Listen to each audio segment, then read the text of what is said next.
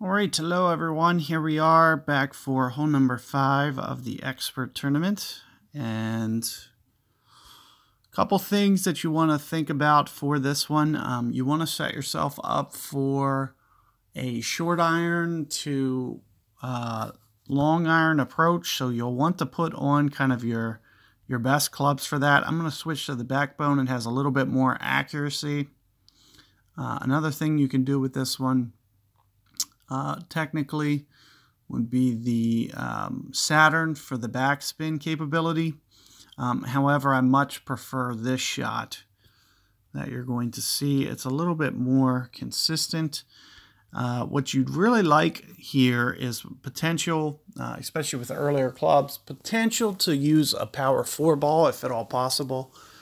Royal ball is going to be a good one if you have those.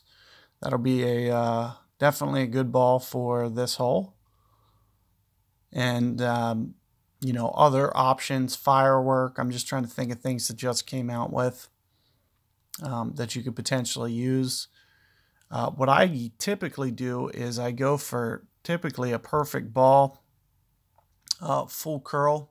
Oh, you know, I should have probably brought a puck too, to be honest with you.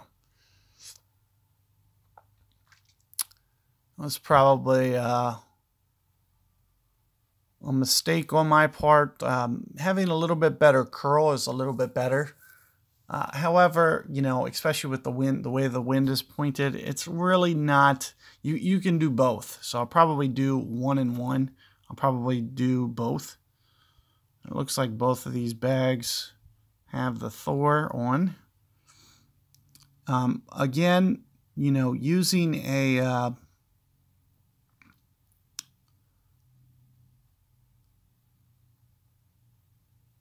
using a power 4 ball, you'll see that it'll probably land you a little bit longer. You can see my biggest problem with the land zone. It's going to be a little bit short, potential to clip that rough on the right edge. So you want to be a little bit careful. Make sure that you're curling full here.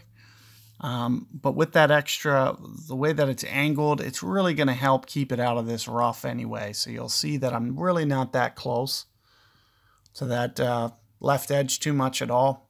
You shouldn't need to do a curl shot here. Just make sure that you use your, a hook slice shot is something that you shouldn't need to do. You should just be able to use your curl. So even with the APOC, what I'll typically do here is go perfect ball and just try to utilize a lot of that curl potential. So it has usually, even with a lower level, you know, 80 curl, 90 curl, that's going to be about perfect for what you want. And ideally, you just want to land on the other side of the fairway just a little bit farther than I did. However, I really don't have the ball on this account. I'll try to pull a different ball for you guys to see. So there you can see is one option that you can use. What you're going to see me do is go off of this, and you can see it's right towards max. I actually got myself a little bit in between clubs here. It's actually going to make things a little bit tougher. I might actually just either pitch backwards or pitch forward for you guys, just so you don't have kind of a wasted guide. So something for you guys to pay attention to is your distance control.